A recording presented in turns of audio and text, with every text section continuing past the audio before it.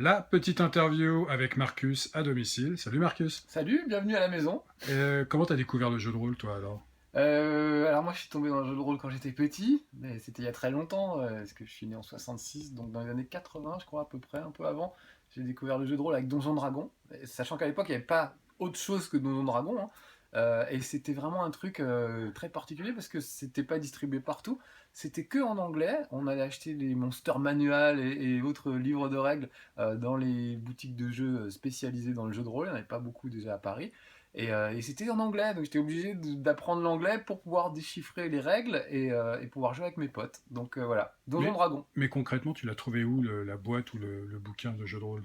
Alors j'avais commencé avec Cassius Belli qui avait fait des petites initiations et je me souviens qu'ils avaient fait un plateau avec de la forêt, un marécage et puis un château et tout. Et c'était vraiment une initiation au jeu de rôle, à tout ce qui était point de vie, etc. C'était entre le jeu de plateau et le jeu de rôle, donc j'ai commencé avec ça. Et après, je crois que j'avais dû trouver ça du côté de Jussieu. Il y avait deux trois boutiques, genre les relais des cartes, l'œuf cube et tous ces trucs. Et c'est là qu'on se fournissait en général pour les règles. Il y avait beaucoup de photocopies qui circulaient à l'époque, ça coûtait quand même assez cher, donc les Monster Manual et compagnie. Donc souvent on avait des photocopies, soit de scénarios, soit même carrément des règles. Je me souviens avoir une bonne liasse de photocopies de certains Et, trucs. et ton premier personnage alors, c'était quoi? Moi j'aimais bien être Claire en fait. Je sais pas pourquoi j'avais un Claire, c'était un grand chauve avec un énorme gourdin. Et j'aimais bien. J'aimais bien soigner les autres éventuellement. Donc voilà, Claire c'était pas mal comme truc. Mais le clair violent, je le voyais plutôt comme Petit Jean dans Robin des Bois, quoi. L'espèce de prêtre un peu bourru qui picole et puis qui aime bien la castagne, quoi. Voilà. Et du coup, vous avez enchaîné sur d'autres jeux? Alors après, Donjon Dragon, évidemment, quand on a goûté à ça, on se dit que c'est super, puis on a envie d'essayer d'autres univers. Donc j'ai beaucoup joué à Star Wars, évidemment. Moi, je suis un gros fan de Star Wars, ça se voit un peu dans ma déco. Donc le jeu vidéo, le jeu de rôle Star Wars, c'est vraiment un des trucs que j'ai adoré.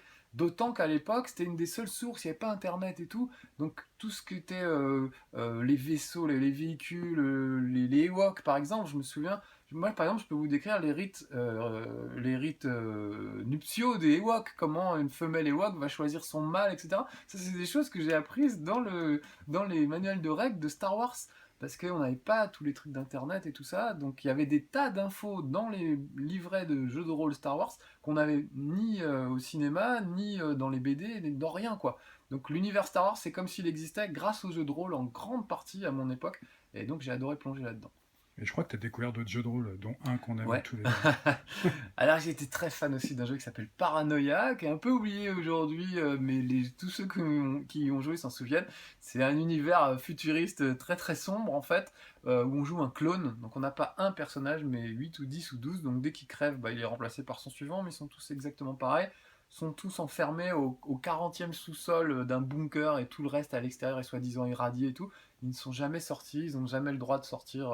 Ils sont répartis par couleur, bleu, vert, orange, etc. Il y a des castes et tout.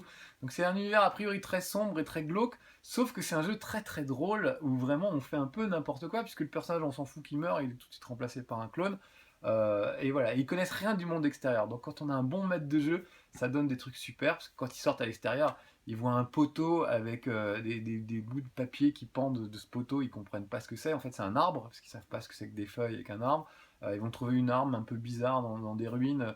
Ils savent pas comment s'en servir. Après, on se rend compte que c'est un aspirateur. Enfin voilà, c'était vraiment très très drôle.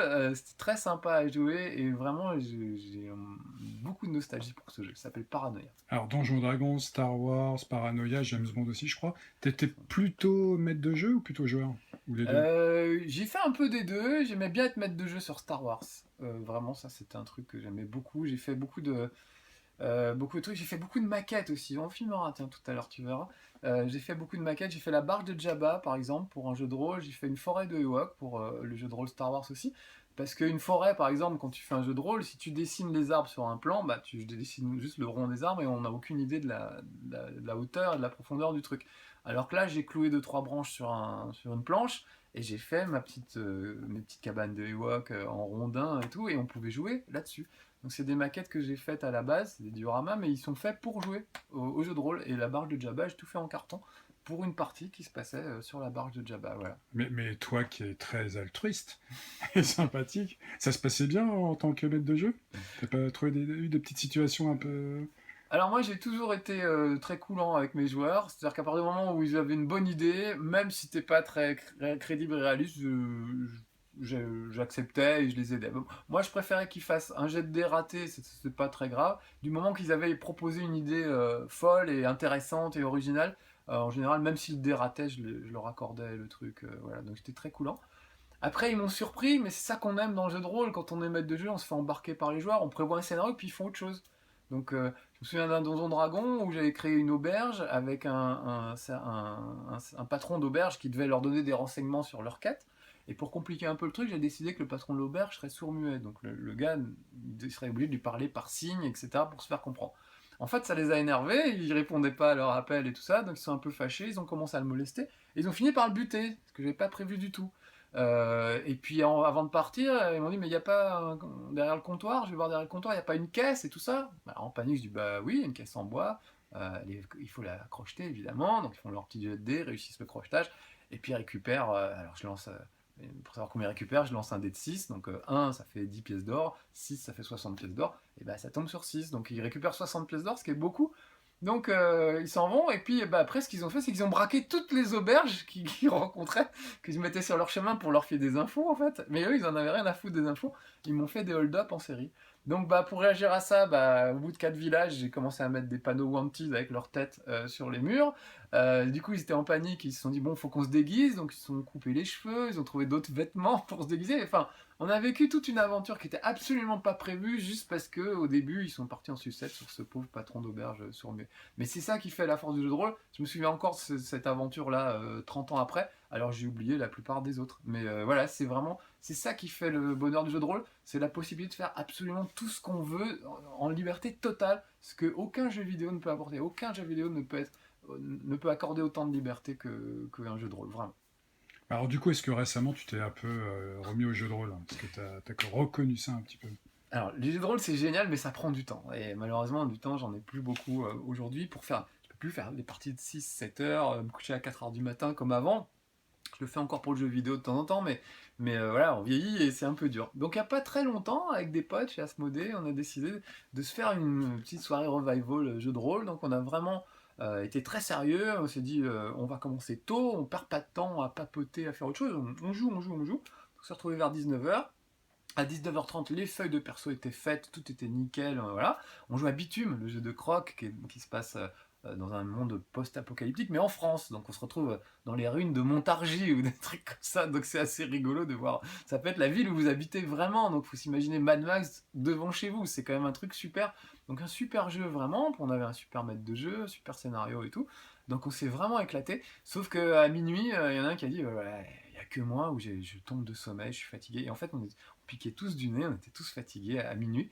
Et donc, comme des vieux, on allait se coucher à minuit et demi, en se disant, bon, allez, on fera la suite un autre jour et tout ça, on fera le scénario en 2 fois, quoi. Mais voilà, j'ai passé une super soirée. Après, on n'a pas retrouvé un moment où tous nos plannings à tous, on travaillait tous et c'était compliqué de trouver un moment où tous pouvaient se réunir à nouveau. Et on n'a encore pas trouvé, c'était il y a un an et demi. Mais cette année, on finira notre bitume. Ou peut-être un jeu de rôle sur l'Intrépide. Ou alors un jeu de rôle sur l'Intrépide, mon petit super-héros, ça me ferait très très plaisir. Je sais pas si il se prête pas, il n'y a pas un vrai univers, parce qu'il vit dans notre monde à nous. Alors il vit dans les années 70, ça peut être assez drôle d'avoir un univers de jeu de rôle qui se passe sous Pompidou. Ça me paraît très curieux pour les jeunes générations, mais ça peut être pas mal. Un jeu de rôle où on pouvait fumer dans les trains, où les wagons fumeurs étaient noirs de fumée, où Michael Jackson était noir à l'époque et vivant.